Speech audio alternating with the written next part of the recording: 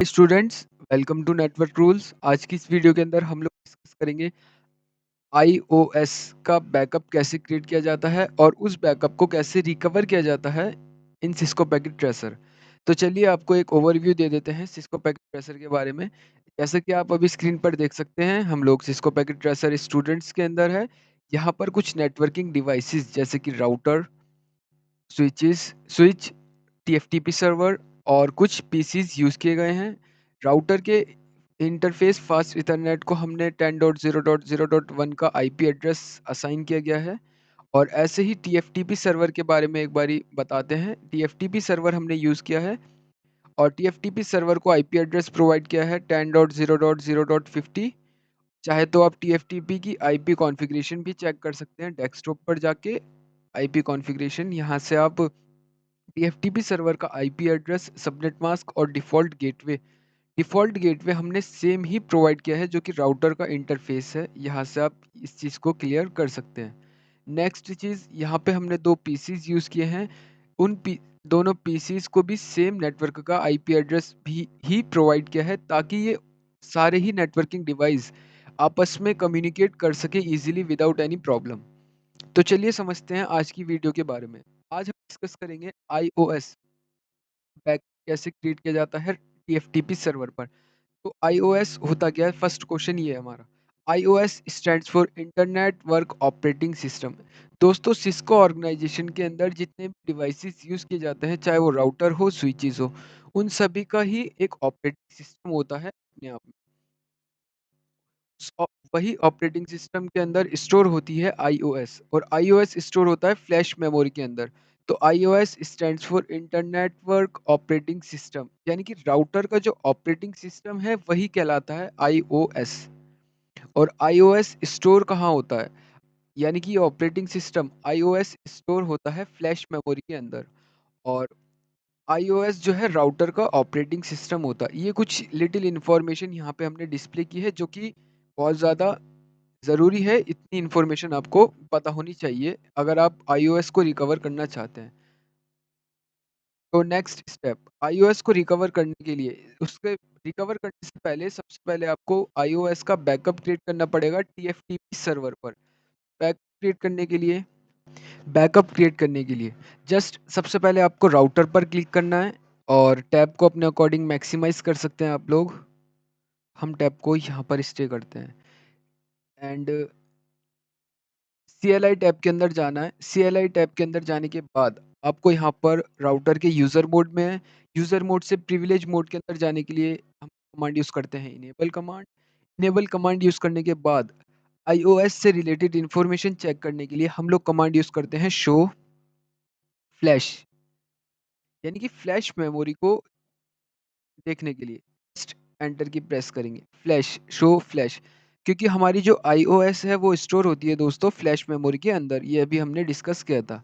Show flash command use करने के बाद यहाँ पे आपको दिखाई देगा फाइल्स लेंथ, यानी कि उन फाइल का कितना साइज़ है, नेम एंड स्टेटस, यानी कि यहाँ पे आपको शो फ्लैश करने के बाद 3 कॉन्फ़िगरेशंस फाइल डिस्प्ले हो रही है। तो आप हमेशा याद रखिएगा, डॉट बिन एक्सटेंशन वाली जो फाइल होती है, डॉट बिन एक्सटेंशन वाली जो फाइल होती है वही होती है हमारी फ्लैश मेमोरी, यानी iOS, जिसके अंदर राउटर का ऑपरेटिंग सिस्टम स्टोर होता है। तो इस वाली फाइल को जस्ट आपको सिलेक्ट करना है, कॉपी कर लेना है। कॉपी करने के बाद आपको नेक्स्ट कमांड यूज़ करनी है, copy space flash space TFTP, यानी कि हम कॉपी कर रहे हैं राउटर पे से फ्लैश मेमोरी को टीएफटीपी सर्वर पर। जस्ट कमांड एंटर करेंगे, सोर्स फाइल नेम, यानी कि किस फाइल को आप लोग कॉपी करना चाहते हैं। तो जस्ट ये जो हमने कॉपी की थी फाइल, इसी फाइल को आपको यहाँ पे पेस्ट कर देना है, यानी कि इस फाइल को हम लोग कॉपी करना चाहते हैं टीएफटीपी सर्वर पर।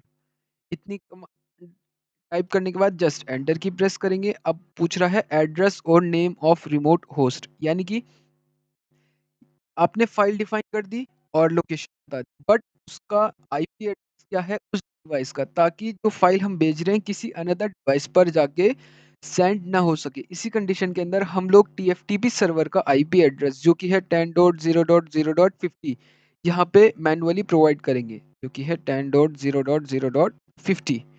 प्रोवाइड करने के बाद जस्ट एंटर की प्रेस करेंगे और नेक्स्ट स्टेप्स आपसे पूछ रहा है डेस्टिनेशन फाइल नेम, यानी कि ये जो फाइल जब टीएफटीपी सर्वर पर जाकर सेव होगी यानी कि स्टोर होगी तो किस नाम से वो डिस्प्ले होगी। अगर आप कुछ नहीं चाहते तो जस्ट एंटर प्रेस करेंगे तो इस नाम से ही आप कॉन्फ़िगरेशन जब आईओएस फाइल है वो स्टोर होगी टीएफटीपी सर्वर पर। बट अगर आप चेंज करना चाहते हैं तो आप कर सकते हैं, जैसे कि राहुल, ऐसे ही किसी का नेम भी प्रोवाइड कर सकते हैं। डॉट बिन, याद रखिएगा डॉट बिन एक्सटेंशन आपको प्रोवाइड करना कंपलसरी है। डॉट बिन एक्सटेंशन के अंदर ही आप आईओएस स्टोर होती है। या तो आप किसी नेम के साथ डॉट बिन एक्सटेंशन यूज कर सकते हैं, अदरवाइज आप सिंपली एंटर की प्रेस भी कर सकते हैं। हमने यहाँ पे नेम प्रोवाइड कर दिया अपने अकॉर्डिंग, एंटर की प्रेस करेंगे। एंटर की प्रेस करने के बाद आपकी जो आईओएस है वो कॉपी होना स्टार्ट होगी और सक्सेसफुली कॉपी हो चुकी है। यहाँ से आप देख सकते हैं ये आपकी आईओएस का साइज है जो कि बाइट्स के अंदर डिफाइन किया गया है। कॉपीड इन 3 सेकेंड्स, 3 सेकेंड के अंदर आपकी जो आईओएस है वो ट्रांसफर हो चुकी है, यानी कि स्टोर हो चुकी है टीएफटीपी सर्वर पर। अब वेरीफाई करने के लिए जस्ट टीएफटीपी सर्वर पर क्लिक करेंगे, टैब को थोड़ा सा मैक्सिमाइज करेंगे और यहाँ पे सर्विसेज वाला टैब के अंदर जाएंगे और फोर्थ ऑप्शन टीएफटीपी पर क्लिक करेंगे। टीएफटीपी के बाद यहाँ पे आपको एक टेक्स्ट फाइल डिस्प्ले होगी, राहुल डॉट, जो कि हमने अभी कुछ सेकंड्स पहले ही राउटर से कॉपी की थी, यानी बैक क्रिएट किया है टीएफटीपी सर्वर पर। वही एज इट इज फाइल यहाँ पे आपको डिस्प्ले हुई भी दिखेगी। तो दोस्तों ऐसे ही करके राउटर्स के आईओएस का बैकअप क्रिएट किया जाता है टीएफटीपी सर्वर। अगर किसी भी सिचुएशन के अंदर राउटर का जो बैकअप है यानी कि आईओएस है वो करप्ट हो जाता है, राउटर जो है सही से बिहेव नहीं कर पाता, तो इसी कंडीशन के अंदर हम लोग टीएफटीपी पे स्टोर हुए हुए बैकअप को रिकवर करते हैं, देन राउटर्स को दोबारा से स्टार्ट करते हैं और वर्क को करते हैं। तो आई होप आपको समझ में आया होगा टीएफटीपी सर्वर पर बैकअप कैसे क्रिएट किया जाता है।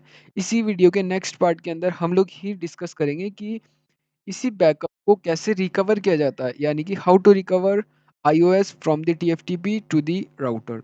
Thank you for watching my videos.